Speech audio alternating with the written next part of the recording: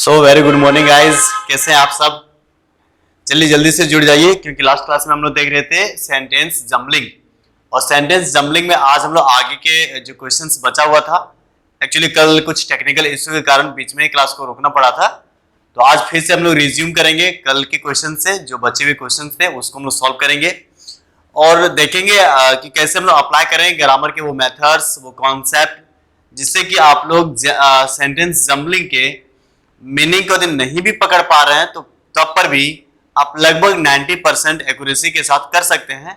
और साथ में यदि मीनिंग को समझ भी लिए तो आप 100% एक्यूरेसी के साथ और समय के अंदर आने की बहुत कम समय को कंज्यूम करते हुए आप सेंटेंस जम्बलिंग को इजीली और बहुत ही बेहतर तरीके से कर पाएंगे।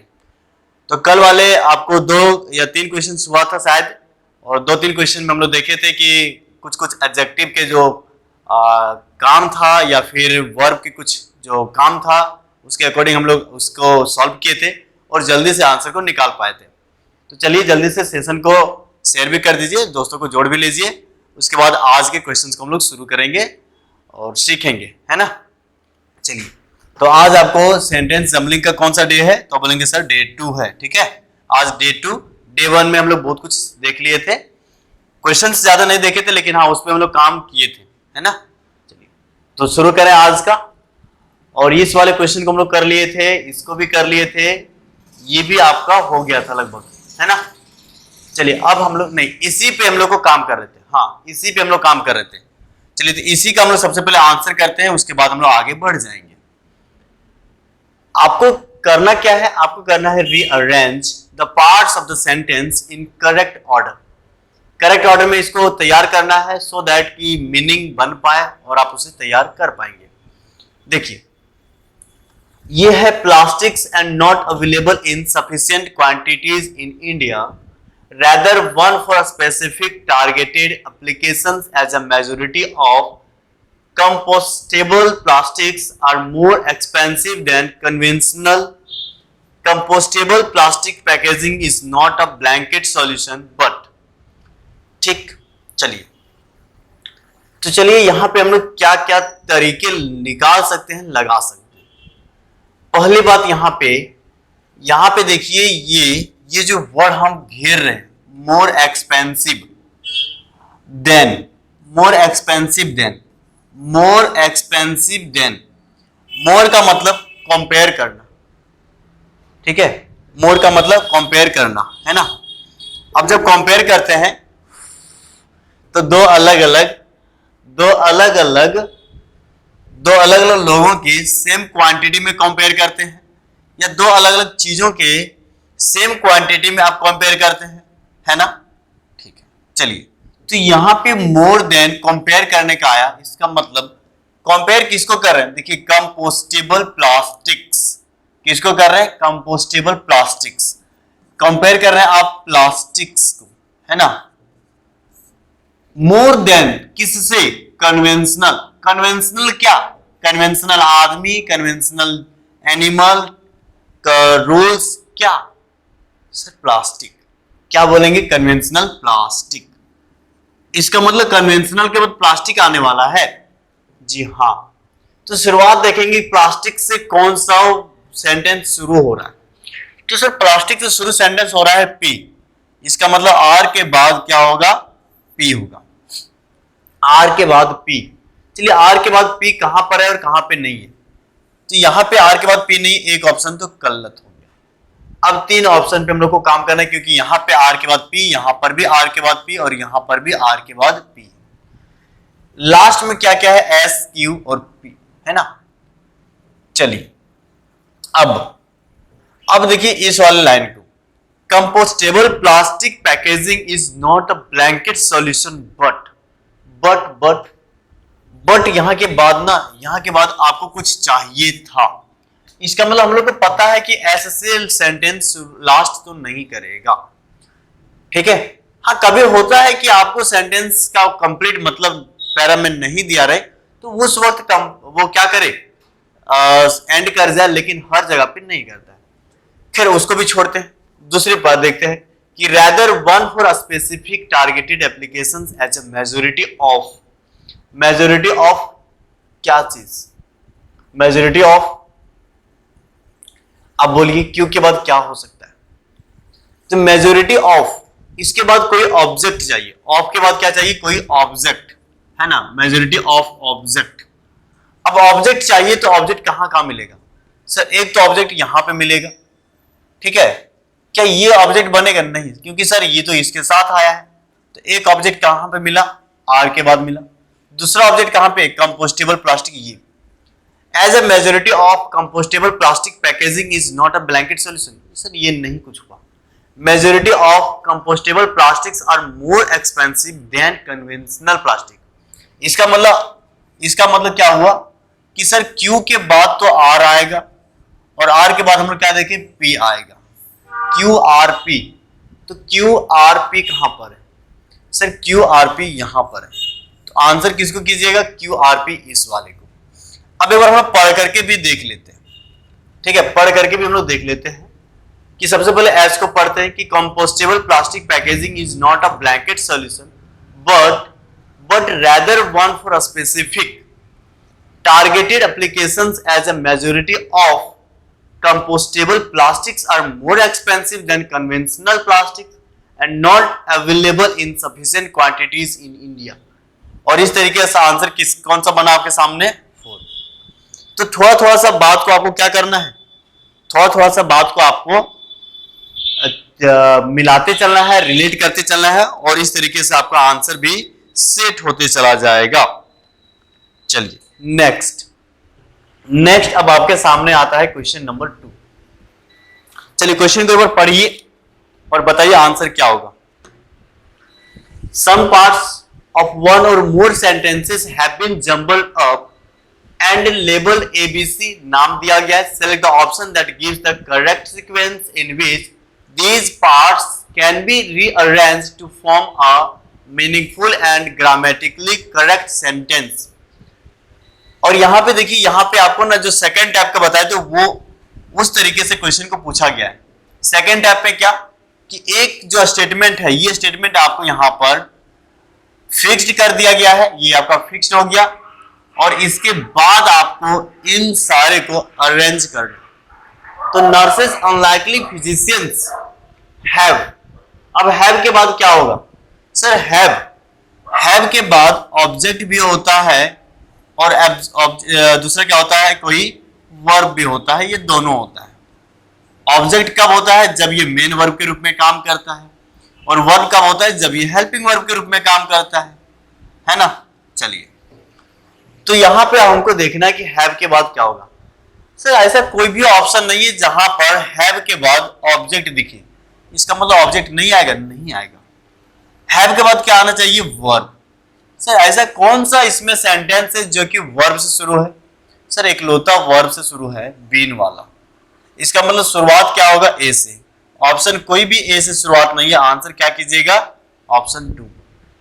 एक्चुअली इस ऑप्शन को हम सेट नहीं किए हैं, ये ऑप्शन को एग्जामिनर सेट किया है।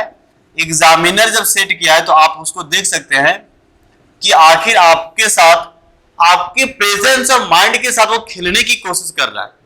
ये नहीं वो चाहता है कि बच्चे बहुत ज्यादा जाने, ये वो चाहता है कि बच्चे का प्रेजेंस ऑफ माइंड तुरंत से काम में एक्टिव हो पा रहा है या नहीं, और इस तरीके से आपको यहां पे सेट करके दिया गया। तो बड़ा इजी तरीके से हम लोग इसको बना लिए। अब और कुछ भी देख लेते हैं, क्या इसमें कुछ और भी है जो आपको हेल्प करेगा। तो ए के बाद बी एंड बी के बाद सी, सी के बाद डी, ये सीक्वेंस में है। चलिए एक बार हम लोग देखते हैं कि यहाँ पे क्या क्या have been slow to adopt these technologies and the reasons for this may relate to the status of both these professions within the hospital setting. ठीक है, तो यहाँ पे और भी बहुत ज्यादा हम लोग कुछ निकाल नहीं सकते हैं, लेकिन हाँ हम लोग अपने आंसर को यहाँ पे जल्दी से सॉल्व कर सकते हैं। अब नेक्स्ट में question number 5, rearrange the parts of the sentence in correct order. और इसमें भी आपको एक जो है लाइन वो फिक्स्ड कर दिया गया है, और इसके बाद आपको शुरुआत से सीक्वेंस में डालना है। तो जल्दी से पढ़ लीजिए कि क्या होगा इसका आंसर।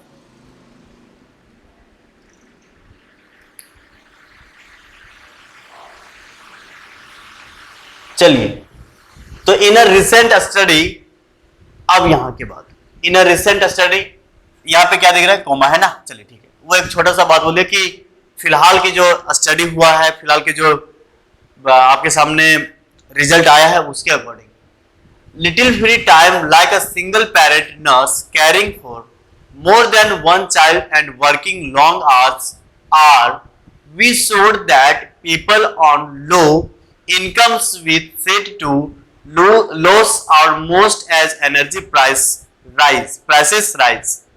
चलिए इसको हम लोग कैसे करेंगे। देखिए यहां पे एक आपके सामने दिया हुआ है आर। आर आपका क्या है, एक वर्ब, ठीक है, हेल्पिंग वर्ब, मेन वर्ब दोनों के रूप में काम करता है, लेकिन वर्ब है, ठीक है। अब उस आर को हमको जोड़ी बनाना है और काम सेट हो जाएगा। तो चलिए हम लोग इसमें देखते हैं कि आर के बाद कहां पे सेट होगा। तो आर के बाद आपको क्या चाहिए सर, आर के बाद आप बताए हैं कि आर के बाद चूंकि ये बी फॉर्म का फैमिली है, तो दी मेन वर्ब कुछ आएगा तो वो कौन से फॉर्म में आएगा, V4, या फिर पैसिव वॉइस है तो V3, ठीक है, यही दोनों आ सकता है। अब यहां पे देखना है कि V4 या V3 कहीं पर है, या कभी कभी कुछ भी नहीं आता है तो ये ऑब्जेक्ट लेकर के आता है। तो इन तीनों में आपको ढूंढना है कि ऑब्जेक्ट V4 एंड V3। तो sir little free time or little free time like long hours or little free time like a single parent nurse caring for, sir ये कुछ बना नहीं, ये कुछ जमा नहीं। मोर देन, ये तो इसी में खत्म बात। वीसो आर वीसो नहीं, ये भी नहीं बना सर। आर सेट टू, तो सेट जानते ना कि सेट आपका V3 के रूप में काम करता है, हाँ। तो हो जाए कि क्यू के बाद क्या हो, एस, कि यही होगा, हाँ यही होगा, क्योंकि ये दोनों तो हो नहीं सकता, ठीक है ना, इसी में लाइन है तो ये भी नहीं हो सकता, और ये यहां पे सटीक बन रहा है। तो क्यू के बाद एस, इसमें तो नहीं है, बाकी तीनों में है। अब हम लोग और भी देखते हैं कि क्यू के बाद एस भी सेट हो गया। अब क्यू से पहले यहां पे देखिए more than one child, more than one child, ये कहां से आ रहा है, ये कंपेयर करने मतलब बता रहा है कि ये जो कोई भी व्यक्ति है वो केयर कर रहा है एक बार में एक से ज्यादा बच्चे को। तो मोर देन वन चाइल्ड कहीं ना कहीं इस चाइल्ड को ऑब्जेक्ट के रूप में बनाने की कोशिश कर रहा है। ऊपर वाले देखिए little free time like a single parent nurse carrying for more than one child, या फिर दूसरे तरीके से ये भी देखिए, यहां पर कि little free time like a single parent nurse carrying, यहां पे जीरंड बनाना कैरिंग के रूप में। अब इसी जीरंड का, या फिर यहां पे देखिए कि एंड है, और यहां पे एंड के बाद भी क्या है, जीरंड है, मतलब जीरंड एंड के बाद है। इसका मतलब कि इस एंड के बाद जीरंड है, तो एंड से पहले यदि कोई वर्ब आएगा तो जीरंड के रूप में आएगा, और कौन सा है यहां पे, ये कैरिंग। इसका मतलब सर क्यू से पहले क्या होगा, पी, यानी क्यू से क्या हो जाएगा पहले, पी, क्यू से पहले पी होगा, इसका मतलब ये भी ऑप्शन हट गया। अब देखिए यहां पे क्यू से पहले पी।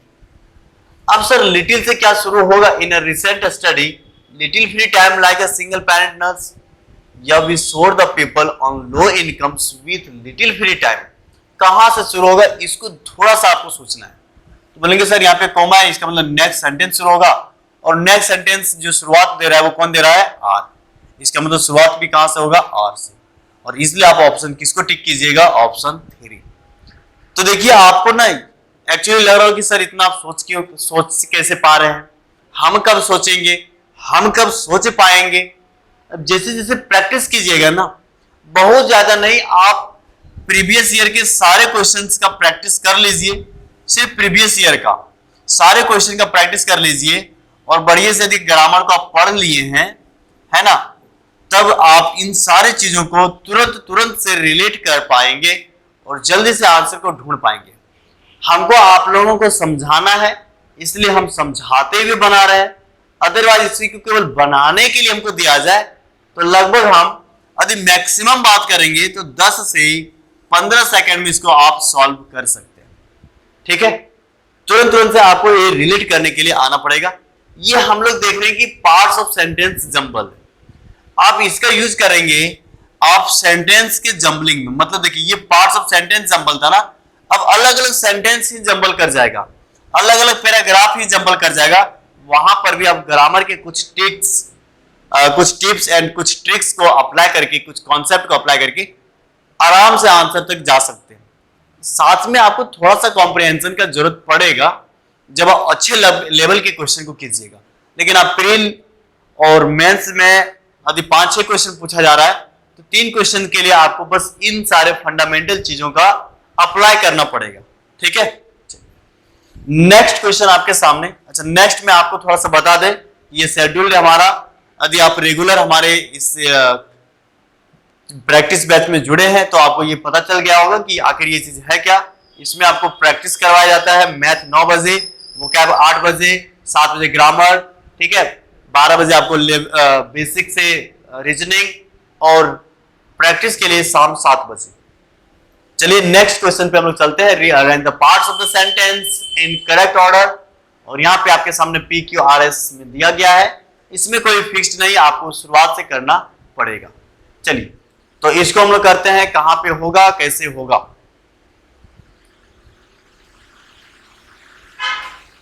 चलिए इसको कीजिए, आंसर कीजिए, 1-2 बार आप प्रैक्टिस तो कीजिए पहले करने का।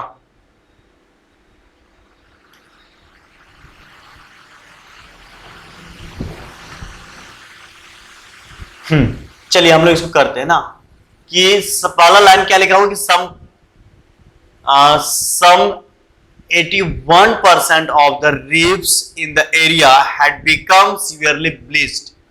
Warm sea water were particularly brutal in the northern part of Australia's famous Great Barrier Reef, where surveys reported that from late 2015 to the middle of 2016, the effects of overlay.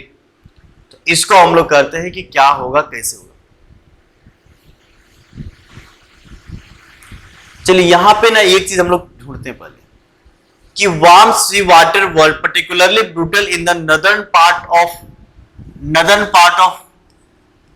क्या होगा, northern part of क्या होगा, northern part of from, नहीं sir ये तो नहीं होगा। Northern part of some 81% of the reefs in the area had become severely bleached, या northern part of Australia's famous Great Barrier Reef where surveys reported that। ठीक है, चलिए क्या क्या हो सकता है।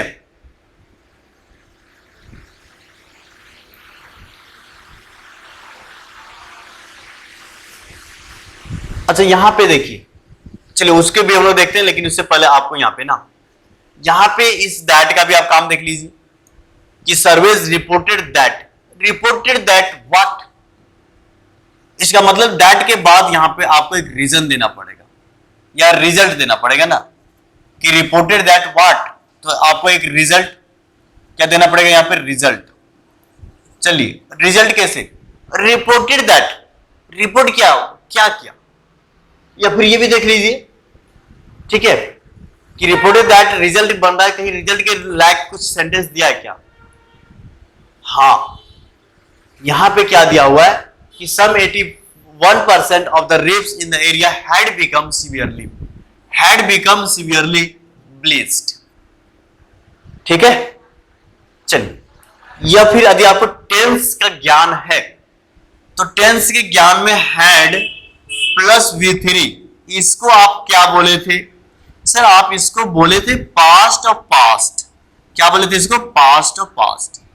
सर पास्ट ऑफ पास्ट का मतलब, सर पास्ट ऑफ पास्ट का मतलब ये समझाते कि एक लाइन है टाइम लाइन, और टाइम लाइन में ये प्रेजेंट है, तो इससे पीछे यदि कोई चीज बीता हुआ था तो इसे बोलते हैं हम लोग पास्ट। और सर पास्ट से भी पीछे कोई चीज बीता हुआ है तो इसे हम लोग बोले थे पास्ट ऑफ पास्ट। और सर जब पास्ट ऑफ पास्ट बोले थे, इसका मतलब इसको हम लोग ना ट्रांसलेट किए थे, या फिर इसके लिए जो सेंटेंस हम लोग यूज करते हैं वो करते हैं हम लोग पास्ट परफेक्ट। क्या यूज करते हैं हम लोग, पास्ट परफेक्ट। और पास्ट को हम लोग करते हैं सर सिंपल पास्ट, इसमें करते हैं हम लोग सिंपल पास्ट, है ना। चलिए इस वाले चीज को हम लोग अप्लाई करते हैं। और हैड प्लस B3 का मतलब होता है पास्ट परफेक्ट। और सब्जेक्ट प्लस V2 का क्या मतलब होता है? सब्जेक्ट प्लस V2, इसका मतलब होता है सर सिंपल पास्ट। तो पहले कौन सा काम होगा? पहले काम होगा ये वाला। अब यहां पे देखिए कि Australia's famous Great Barrier reef were service reported that, इसका मतलब वो सर्वे रिपोर्ट किया। तो जो रिपोर्ट करता है तो कोई होने वाले चीज पे करता है या हो गई हुई चीज पे के ऊपर करता है? तो सेंस भी लगाइएगा तो लगेगा कि कोई भी चीज हो गया है तो उसके ऊपर रिपोर्ट किया जाएगा। तो रिपोर्टेड दैट कि सम 81% of the reefs in the area had become. Sir यहाँ पे ना, यहाँ पे जो रिक्वायरमेंट है, ये रिक्वायरमेंट है रिजल्ट जो हो चुका है, और हो चुका है इसका मतलब पास्ट ऑफ पास्ट का चाहिए। या फिर यदि कंपेयर करें तो यहाँ पे service reported subject plus V2 है, तो इसके पहले और इसके पहले वाला जो सेंस बन रहा है वो एक ही सेंटेंस में बन रहा है, जो कि कौन सा है? P। तो सर R के बाद तो क्या होगा? P होगा। R के बाद क्या होगा? P होगा। R के बाद P होगा, ये दोनों कट गया। अब दोनों पे हम लोग को काम करना है, क्योंकि R के बाद P यहां पर भी है और R के बाद P यहां पर भी है। आप लोग ना इस वाले जो हम एक्सप्लेनेशन कर रहे हैं इससे सीखने की कोशिश कीजिएगा। आपको सिखाने के पर्पज से हम इस सब चीजें लिख रहे हैं। जैसे आप सीख जाइएगा उसके बाद ग्रामर भी बहुत हद तक आपको आ जाएगा। और साथ में, अरे भाई ये क्या हो रहा है, और साथ में आपको जो है, साथ में आपको इसका आंसर भी निकालने के लिए आ जाएगा। ठीक है, चलिए तो अभी हम लोग क्या देखें कि R के बाद क्या होगा? P होगा। अब R के बाद P, अब दिमाग ये हम लोग को लगाना है कि R के पहले Q होगा कि अच्छा R के पहले, देखिए यहाँ पे ऑप्शन में देख लीजिए, ये भी आपको तरीका ढूंढना है कि R के पहले Q ही है, इसका मतलब हम लोग को और कुछ खोजने की जरूरत नहीं है, R के पहले Q ही होगा। अब देखना कि S शुरुआत में होगा कि S लास्ट में होगा। ठीक है ना, S शुरुआत में होगा कि S लास्ट में होगा। अब हम लोग देखते हैं, यदि आप इसको P को लास्ट मान रहे हैं, यदि P को लास्ट मान रहे हैं, इसके बाद यदि S को, सॉरी, यदि P को यहां पे मान रहे हैं तो इसके बाद क्या होना चाहिए? S। तो P के बाद हम लोग पढ़ते हैं कि सम 81% of the reefs in the area had become severely bleached from late 2015 to the middle of 2016, the effects of overly। या अब इसको पढ़ करके देखिए कि सम या फिर from late 2015 to the middle of 2016 the effects of overly के बाद warm sea water, overly warm, या फिर यहां पे ये भी देखिए, ये ओवरली क्या है? ओवरली क्या है? आप बोलेंगे सर एडवर्ब है। एडवर्ब किसी वर्ब को क्वालिफाई करता है, हाँ। किसी एडजेक्टिव को क्वालिफाई करता है, हाँ, या फिर किसी एडवर्ब को ही क्वालिफाई करता है। तो इफेक्ट्स ऑफ ओवरली, ओवरली का मतलब ये ओवरली के बाद या तो वर्ब आना चाहिए, ओवरली के बाद यहाँ पे वर्ब आना चाहिए, या फिर यहाँ पे आपको एक एडवर्ब आना चाहिए, या फिर यहाँ पे आपको एक एडजेक्टिव आना चाहिए। अब देखिए कि क्या यहाँ पे मिल रहा है। सर ऑस्ट्रेलिया नाउन तो ये नहीं होगा एस के बाद। वार्म, वार्म क्या है? आपका एक एडजेक्टिव है। सम, ये भी आपका क्या है? एक ओवरली सम। सर ये दोनों नहीं होती, सम भी एक तरह का एडवर्ब दिखाता है कभी कभी, और कभी कभी वो एडजेक्टिव भी दिखाता है। लेकिन आपको ना इसके साथ उसका कंडीशन देखिए बिठा करके फिट हो जाएगा। The effects of overly warm sea water, yes, overly warm sea water, इसका मतलब कि the effect of overly warm sea water were particularly brutal in the northern part. इसका मतलब ये सही फिट हो रहा है। इसका मतलब एस पहले होगा किससे? क्यू से, और आंसर किसको कीजिएगा? 1 को। ठीक है, तो इस तरीके से हम लोग ग्रामर को अप्लाई करने के लिए सीख रहे हैं। अप्लाई करने के लिए जैसे सीख जाइएगा आंसर जल्दी जल्दी बनेगा। हाँ जल्दी बनेगा, क्योंकि आपको किसी को बताना नहीं है, आपको आंसर करना है। क्वेश्चन नंबर 7 पढ़िए, the rearrange the parts of the sentence in correct order. And यहां पर आपको एक लाइन जो है फिक्स करा हुआ है, इसके बाद रीअरेंज करना है। इफ अ प्रोडक्ट प्लेसमेंट, चलिए इफ अ प्रोडक्ट प्लेसमेंट, अब इसका आंसर क्या होगा?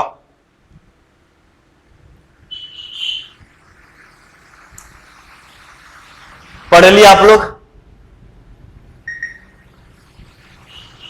पढ़ लिया आप लोग? हाँ चलिए अब करते हैं। If a product placement, we are either less likely, our attention is fixed, or more likely to be annoyed, appears at the climax, the moment when. तो सबसे पहले हम लोग या फिर ऑप्शन में देखें तो शुरुआत किससे मिल रहा है? P, S और R से। इसका मतलब हम लोग को Q नहीं देखना है ना। चलिए, तो Q को हम लोग देखेंगे नहीं। अब इन्हीं तीनों के ऊपर हम लोग काम करते हैं। इफ अ प्रोडक्ट प्लेसमेंट, वहां के बाद क्या होना चाहिए? वहां के बाद क्या होना चाहिए? इफ अ प्रोडक्ट प्लेसमेंट और more likely to be annoyed, sir ये तो नहीं हो रहा ना। क्यों नहीं हो रहा है? उसके ऊपर ग्रामर से भी बात करेंगे, don't worry. If a product placement we are either less, नहीं। If a product placement appears, yes, ये तो हो रहा है। इसका मतलब फर्स्ट वाला लाइन आपका क्या बना? फर्स्ट वाला लाइन बना एस। दो ऑप्शन तो हटा दीजिए।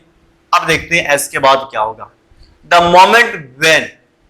moment when we are either less likely to notice the placement, या फिर when our attention is fixated on what will happen next, उसके बाद we are either less likely to notice the placement। हाँ, एक बात यहां पे ना जो छोटा सा है उसको देख लीजिए। either and और का आप क्या देखते हैं? आइदर एंड और का आप देखते हैं कि इन दोनों का कोलोकेशन चलता है, इन दोनों एक साथ आने का वो एक रिलेशन में रहता है। तो यहां पे देखिए लेस लाइकली और आइदर के साथ, मोर लाइकली और के साथ। इसका मतलब P के बाद R तो तय है, P के बाद R तो तय है, और इन्हीं दोनों में आपको एलिमिनेट करना था, एलिमिनेट कर दिए। P के बाद R आपको ऑप्शन 3 में देखा और आंसर कर भी लिए। सर आप पहले वाले एस को क्यों रखे? इसको आप हटा क्यों दिए? आपको हम ना एक पढ़ाए हैं इफ के साथ कंडीशन वाला प्रोसेस, या फिर यदि चैप्टर आप लोग को रिमाइंड कर पाइएगा तो नाम बताए थे मूड या इंटेंशन। क्या बोल रहे थे हम? मूड या फिर इंटेंशन।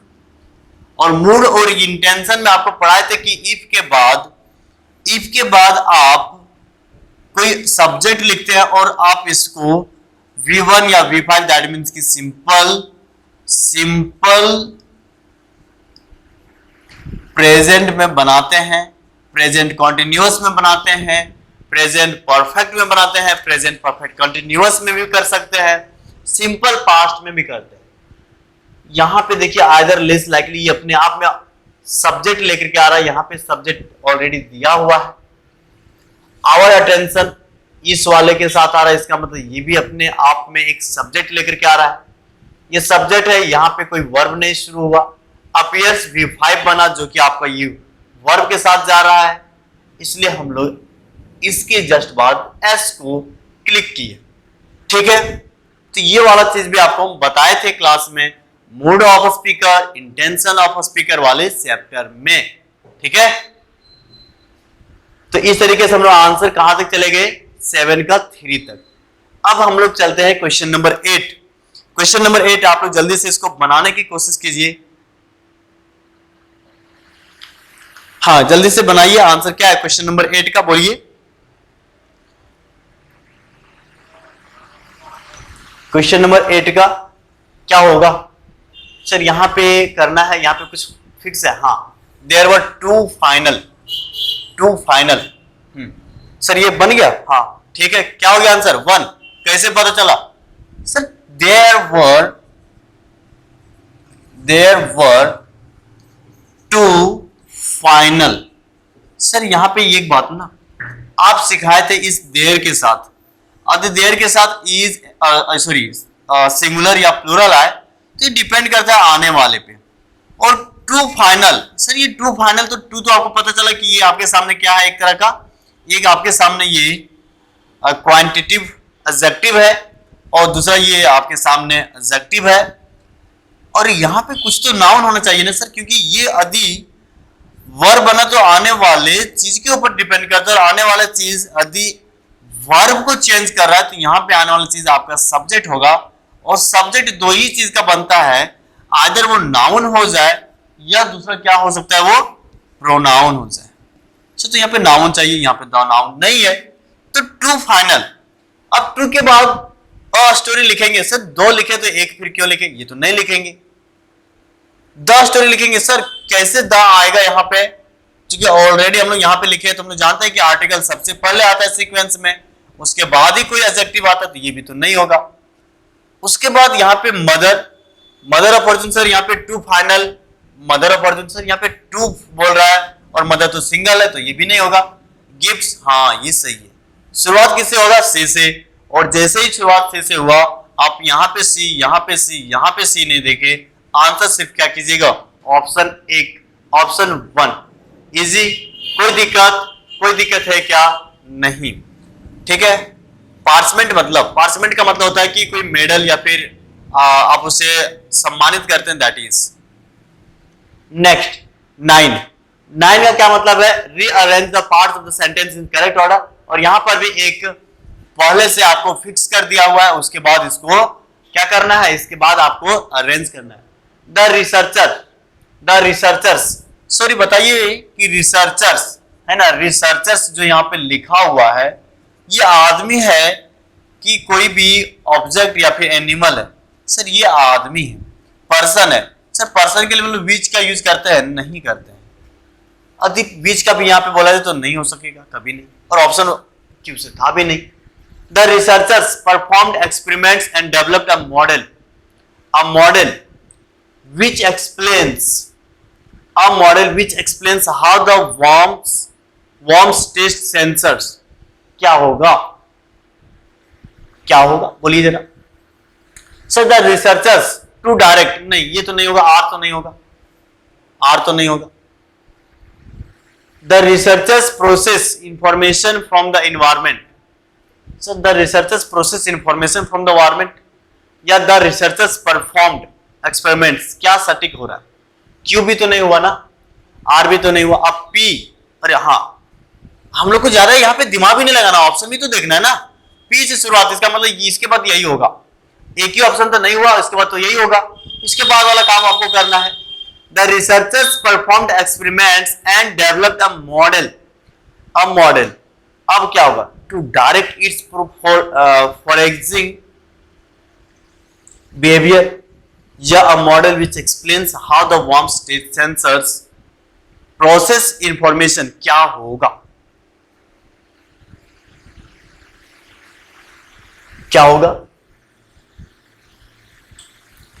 चलिए यहां पे तो P वाला मिल गया पहले, अब P के बाद Q, R, S या फिर R, क्या होगा P के बाद, तो मॉडल विच एक्सप्लेन्स, यहां पे एक्सप्लेन्स आया है V5, क्या आया है V5, और ये रिलेटिव आपको प्रोनाउन है, इसका मतलब इससे पहले आपके सामने एक ऑब्जेक्ट होगा, या फिर वही ऑब्जेक्ट इस विच की मदद से सब्जेक्ट बन रहा होगा, जिसके कारण यहाँ पे क्या आया, V5 आया। तो ये V5 आपको कब यूज करते हैं, या फिर बोले कि V5 आप कब यूज करते हैं, बोलेंगे सर जब ये सिंगुलर सब्जेक्ट रहता है।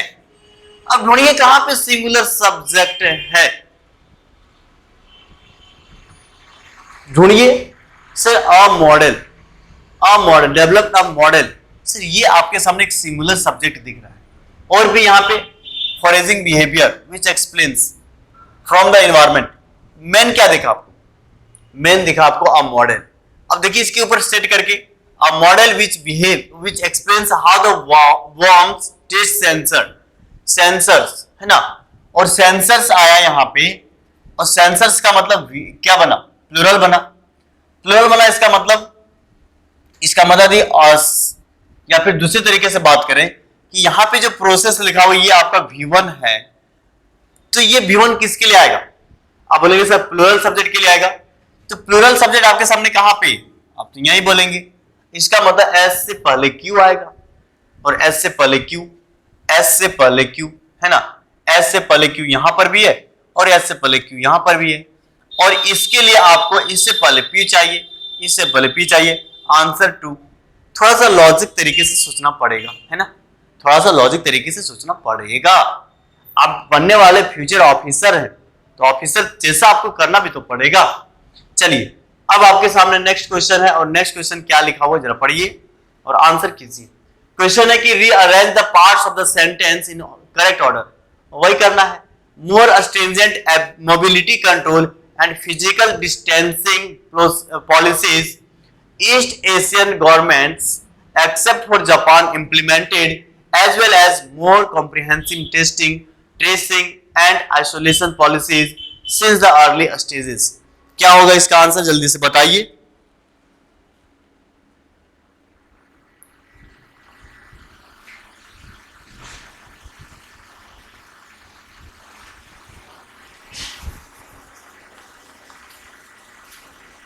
चलिए देखिए यहां पे एज वेल एज आपको वही चीज, एज वेल एज का मतलब जो चीज पहले है वैसा ही चीज, या आप बोलिए कि यहां पे जो काम हम लोग करेंगे या फिर यहां पे जो काम हम लोग कर रहे हैं इसी काम को इस काम के साथ मिलाने की कोशिश करता है।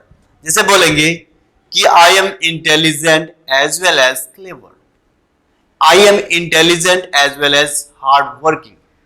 I am good as well as smart. I am, ऐसे बोलते हैं ना as well as।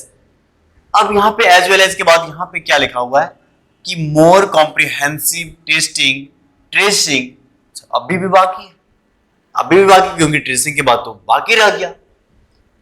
लेकिन और कहां पे हो सकता है मोर कॉम्प्रिहेंसिव, ऊपर वाले और यानी आर पी वाले और आर वाले को मिला के जरा देखिए, क्योंकि वहां पर भी मोर लिखा हुआ है। More stringent mobility control and physical distancing policies as well as more comprehensive testing tracing. Sir ये बन तो रहा है, पी के बाद क्या बन रहा है, आर का जोड़ी बन रहा है। अब हम लोग देखते हैं ट्रेसिंग। देखिए यहां पे कोमा के साथ चल रहा है, इसका मतलब एक बात हुआ, दो बात हुआ, और भी बात होगा। और बात को आप किससे जोड़ेंगे, जब कोई दो से ज्यादा बात को आपको बोलना पड़ता है तो कोमा के साथ एंड से भी जोड़ते हैं। सर एंड भी आ रहा है, इसका मतलब यदि पी आर के बाद यदि हम लोग एस को डालें और पढ़ करके देखें और कहीं बन रहा है तो कुछ गलत तो नहीं होगा। More stringent mobility control and physical distancing policies as well as more comprehensive testing, tracing and isolation policies since the early stages. सटीक तो लग रहा है, अभी और भी बाकी है कि east Asian government implemented what, implemented more stringent mobility control policies, है ना। और पॉलिसीज कहीं ना कहीं उसका इंप्लीमेंटेशन का रिजल्ट बन रहा है ना। इसका मतलब ये तो शायद शुरुआत में होगा, और शुरुआत में क्यों यहां पर था, यहां पे PRS चाहिए, PRS। यहां पे आंसर क्या कीजिएगा, ऑप्शन 1। और इस तरीके से हम लोग आज देखें लगभग 7-8 क्वेश्चंस। आई थिंक कि आपको हम जो बताने, हम जो कन्वे करने की कोशिश कर रहे हैं, जो हम आपको देने की कोशिश कर रहे हैं, आप वहां तक पहुंच पा रहे होंगे। यदि अब शुरुआत में तो थोड़ा सा तकलीफ भी हो रहा होगा, कर कोई बात नहीं, आपको ऐसे ही करना है प्रैक्टिस, तब जाकर के आप एक बेहतर लेवल से सेंटेंस जम्बलिंग का क्वेश्चंस को सॉल्व कर पाएंगे, है ना। तो कोई बात नहीं, धीरे धीरे प्रैक्टिस करते करते हम लोग प्रॉस्पर हासिल करेंगे, समृद्धि हासिल करेंगे, अपने सक्सेस तक जाएंगे। लेकिन आपको बीच में छोड़ना नहीं है, हार नहीं मानना है, ठीक है, हार नहीं मानना है, आप बने रहिए, आपको सक्सेस जरूर मिलेगा। तो आज के लिए हम लोग इतना किए। एक बार फिर से वीडियो को वापस से देख लीजिएगा, ताकि आपको एक बार में नहीं 2 बार में मेरा जो बात है वो आपको समझ में थोड़ा मोड़ा, मतलब या फिर बोले कि बहुत हद तक समझ में आना शुरू कर जाएगा। और फिर हम आपको उठा लेंगे, सॉरी मतलब फिर आपको ये लेवल को हम उठा लेंगे, ठीक है, फिर आपके लेवल को हम उठा लेंगे। ओके, तो कोई बात नहीं, बने रहिए, स्टे मोटिवेटेड, एंड आप ये सोचिए कि हमको पढ़ना है, अपने माँ बाप का सपना पूरा करना है, और उसी जोश जुनून के साथ आगे बढ़ते रहिए। ठीक है, फिर मिलेंगे कल, तब तक के लिए बाय बाय।